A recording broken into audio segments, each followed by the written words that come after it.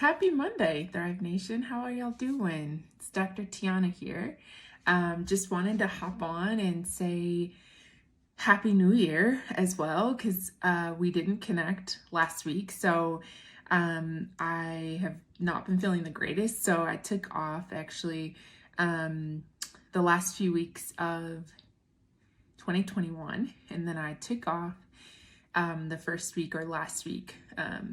The first week of 2022. So I am here back with our weekly Thrive Nation inspiration, and really just have taken some time these past few weeks to care for myself, and have definitely been thinking a lot about how challenging 2021 and 2020 has been for our community and even for myself personally. And so we are now almost 2 full years in the middle of this pandemic. And so just doing a lot of reflecting, as many of us do at the end of a year and rolling into a new year. And so I wanted to share today with our community one thing that I think is super important for us to consider, for you to consider as you go into this new year. I know oftentimes, especially our community here with high impact women, type A, many of us type A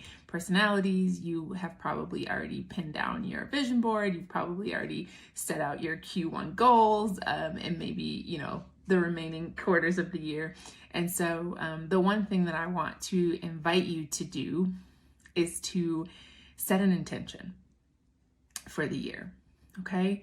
So because there is so much happening, and there's been so much happening, and because we often talk about life disruptions and how to help people, women, overcome life disruptions and build their resilience. And when we think about these things, oftentimes the act of doing gets in the way of your ability to overcome, to be able to process appropriately and in a healthy way life disruption. And sometimes it can slow down your progress. While you may feel like you're moving forward and you're getting all the things done, it can sometimes still hinder your emotional health and well-being and your spiritual health and well-being if you are consistently doing. Okay, so my challenge to you all going into this new year is to think about what it would feel like and what it would be like for you to set an intention for being rather than doing. So for example, mine last year, my intention was being present. Okay, and it was something that I had to work really hard at. I actually had to work really hard at it because I can really, and you may experience this too, but I can really get lost in like taking care of things and accomplishing things, right? And doing, right? Doing. But I have learned that it's not as productive and it's not as helpful for me. And when we talk about, each Saturday we talk about self-investment, being present for me and setting an intention was a huge self-investment for me. And so I had to really be intentional about it. I had to switch up some things. I ended up focusing way more on I did a lot more meditation this past year in my effort to be more present. And it actually helped in a lot of amazing ways of helping me not get so, down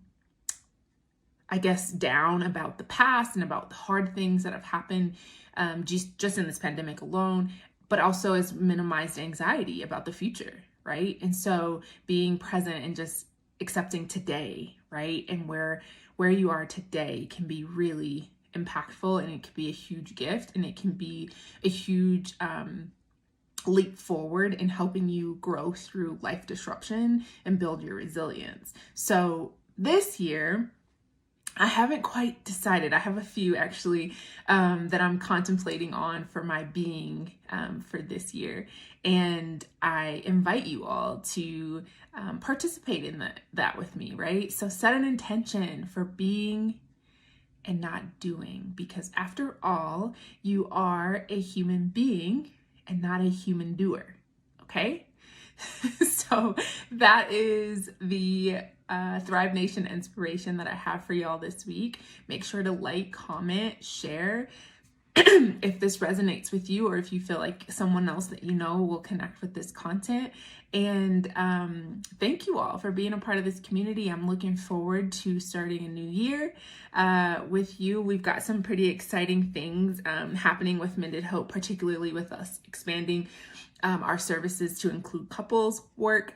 And so, yeah, I'm ready, and I hope that you all are staying safe and staying well despite the continuous spread of the global pandemic. All right. So I love y'all, and we'll check in again next Monday for our next Thrive Nation inspiration.